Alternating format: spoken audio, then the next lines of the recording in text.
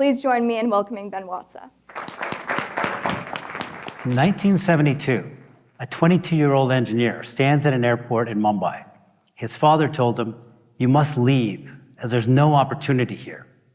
The engineer had a small bag, $8 in his wallet, and an airline ticket to Canada. Can you imagine taking an international flight with only $8 to your name, no credit cards, bank account, to start a new life in a new country? Think about the courage that took. He was leaving behind his fiancée, family, friends, culture, everything familiar, because at that time, the only way to find opportunity was a one-way ticket out of India. But ahead of him was Canada, and with it, the chance for a future that India simply could not offer. Over the decades that followed, that engineer was rewarded for seeking opportunity. He went on to build a great business abroad, creating tens of thousands of high-paying jobs. But why not in India? Well, at the time, India operated under socialism. The idea government should own or control industry, which left no incentive for individuals to work hard and outperform others. In 1972, India was a country of 600 million people, and its entire GDP was equal to the market value of Costco today. So countless capable Indians went abroad in search of opportunity that rewarded hard work. It was proof that India produced talent, but back home, talent was locked behind the walls of government policy. To open a factory, expand a business, or even get a phone line, you required government permission. So the paperwork piled up, bureaucracy thrived, corruption spread, often requiring bribes to receive that permission. The result? India, as the world's largest democracy, was free politically, but shackled economically. Now compare this to South Korea. In 1960, both South Korea and India were equally poor. The average person made less than $100 in income per year. But South Korea chose free markets, and for the next 3 decades, it grew at 9 to 10% a year. One lifetime later, the average South Korean earns $36,000 a year. In India today, it's still under $3,000. India grew so slowly for an emerging country, economists called it the Hindu rate of growth, a tragic label for a nation filled with talent. It meant jobs were scarce, salaries were low, and for many bright Indians, like that young engineer, the only way to achieve their potential was to leave. So how did we get here? To answer that, let's rewind to the year 1700. India made up 23% of global GDP, much like America's share today. But 2 centuries of British colonial rule dismantled that strength. Industry was stripped, resources were drained, there was punitive taxation, the caste system was hardened. Over 30 million people died in preventable famines. Millions were placed into slavery, and 250 million, or 75% of the population, fell behind in abject poverty. By independence in 1947, India's share of global GDP had collapsed to just 4%. Imagine, from 23% to 4%. With so many needy, the new nation turned to socialism. It seemed the compassionate way to proceed, but it caged human potential. The result? A brain drain. Innovators, builders, and dreamers went abroad and thrived in capitalist environments. And they became engineers, doctors, scientists, entrepreneurs. Today, Indians lead the top companies in the world, like Microsoft, Chanel, FedEx, Adobe, and Google. The diaspora became India's pride, but also proof of India's loss. India wasn't missing talent. India was missing capitalist ideals. But here's the remarkable part. That's not where the story ends.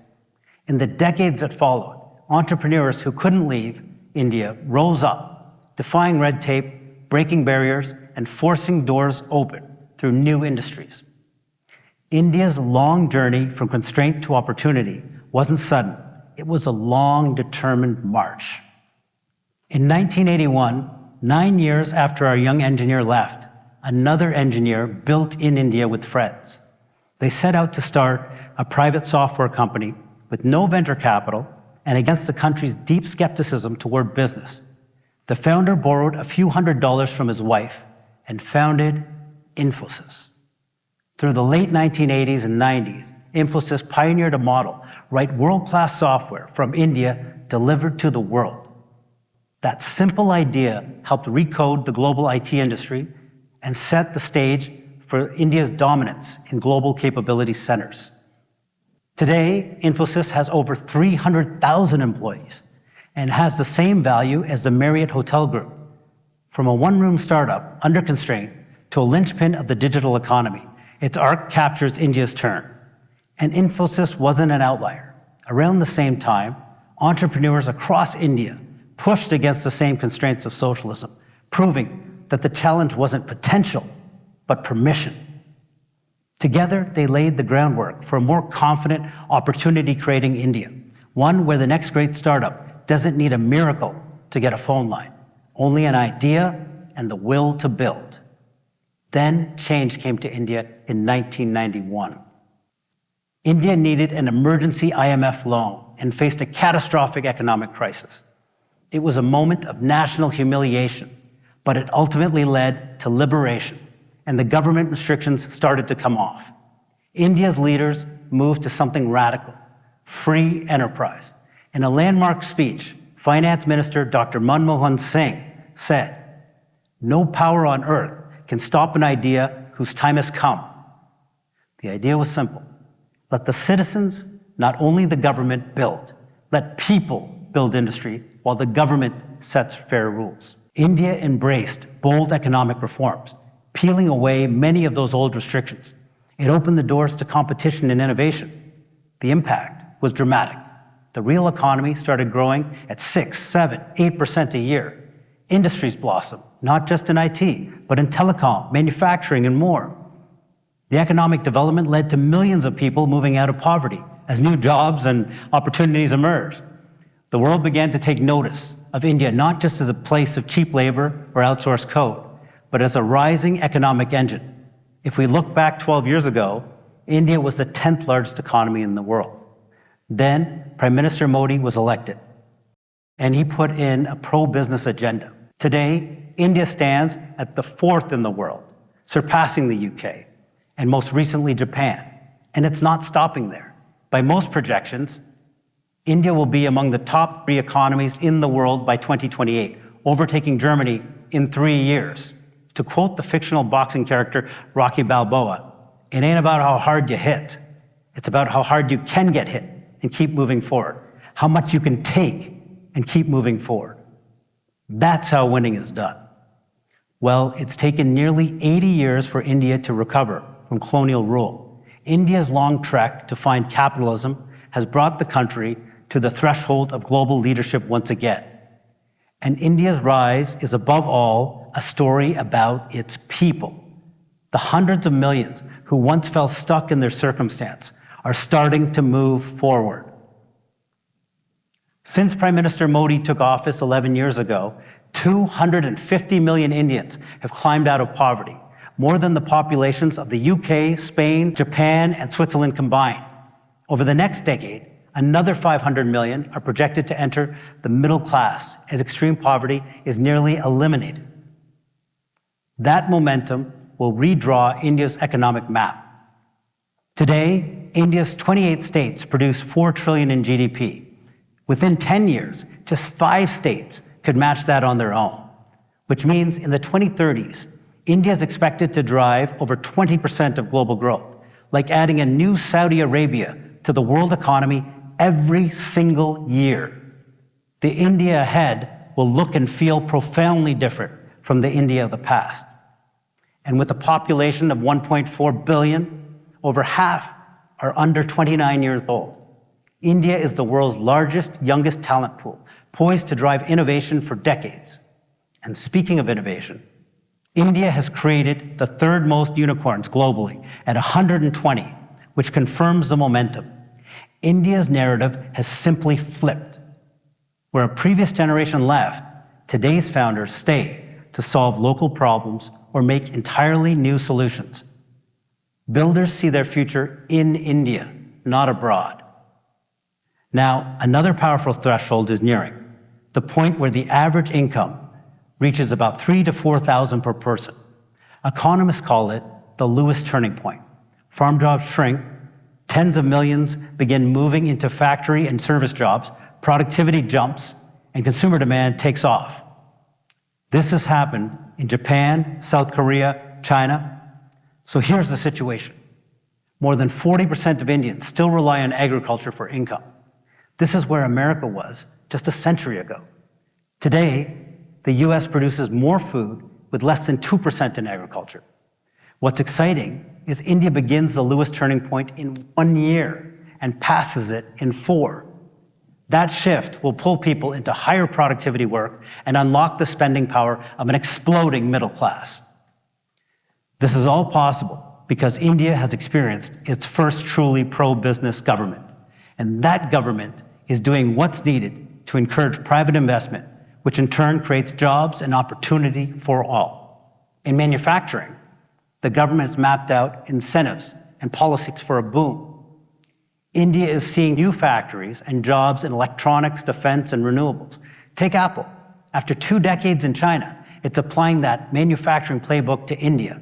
By 2027, so 2 years, 1 in 4 iPhones could be assembled in India. Now, India is finally feeling the benefits of capitalism. Let's look at India's diaspora. They've demonstrated capitalism's long-term potential. I spoke of the young engineer who left India. Well, he wasn't alone in search of opportunity. Today, over 35 million people of Indian origin live abroad, about the size of Canada or California, and they've thrived. In the US, Indians are the highest earning immigrant group, double what the average American makes.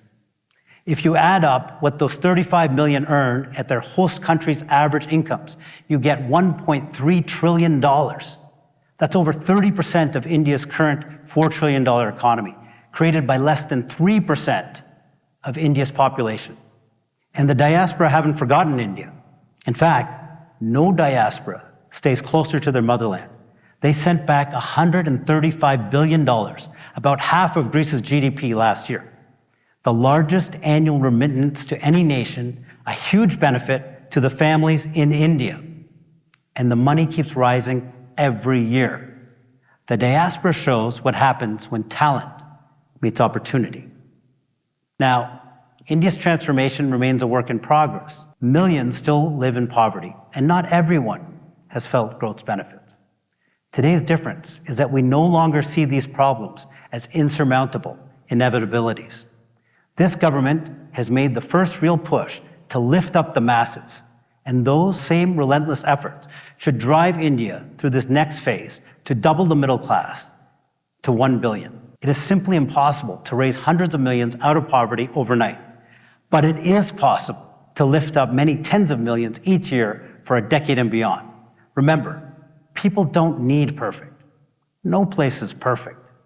People need opportunity. To paraphrase Theodore Roosevelt, it is not the critic who counts. The credit belongs to the person in the arena whose face is marred by dust and sweat and blood, who strives valiantly, errs, and comes short again and again, but who does actually strive to do the deeds. In India, over the last 11 years, those deeds are being done under Prime Minister Modi's leadership. India has followed a simple playbook with outsized impact. Build the pipes, both physical and digital. On the ground, roads have been built roughly equal to the UK's entire road network, and added housing on the scale of the UK's 28 million homes. Nearly every village has been electrified, like adding Brazil's entire power generating capacity. It's brought clean tap water to 150 million rural households, like connecting every home in the United States, and doubled the number of airports. Online, 600 million people came onto the internet, and over 500 million opened biometric-enabled bank accounts. So in just over a decade, India has shortened the distance, physically and digitally, between its people and opportunity. This is what capitalism has accomplished and what socialism never could: deliver dignity, hope, and opportunity to India's population at scale in 11 years. a model where the government acts as an enabler with smart incentives, clear, stable rules, and fair taxes, which in turn unleashes the engines of innovation and enterprise to improve hundreds of millions of lives. Now, some outstanding issues like access to quality healthcare and education are no longer distant dreams. Solutions are emerging. 400 million still lack healthcare, but smartphones, cloud, and AI can deliver instant, low-cost diagnosis without straining the healthcare system. Education is similar. India lacks enough great teachers. Yet, AI tutors, already in hundreds of schools, personalize learning, explain concepts multiple ways, and never tire. The best teacher or doctor may stay human. The best model for scale won't be. Through our phones, there is a doctor and a teacher in every pocket. This means India will produce more Satya Nadellas, Narendra Murthis, and people like our young engineer, builders who create opportunity for all. Now, the story of India's rise from constraint to global engine of growth isn't a history lesson. It's a call to action. It took decades of vision and grit to get here. So now it's the diaspora's turn. We, the diaspora, are living bridges to our nations. So entrepreneurs, leaders, and businesses, it's your turn. Policymakers have unshackled enterprise, simplified rules, sped up approvals. If you deploy capital, bet on Indian infrastructure, its founders and markets. Mentor a startup in India from California. Create research and co-op programs with universities. Fund a factory or school. Lecture remotely and carry ideas both ways. If you are a university student, consider an internship or job in a country that will be at the forefront of the 21st century. India needs you, and you may find you need India too. Yesterday, opportunity fled India's shores. Today, India is one of the world's great opportunities for investment, innovation, and impact at scale. Now return with me to the Mumbai airport in 1972. That young engineer with $8 in search of opportunity, that man was my father. And if he were 22 years old, I know the advice would be, don't leave. Your country is abundant with opportunity. Your children and grandchildren will thrive here. No passport or plane ticket required. India can't rewrite the past, but it is fulfilling that promise for this generation. An India where leaving is a choice, not a necessity to find opportunity. Great nations don't redistribute hope. They create the conditions so people can build their own. Thank you. Namaste.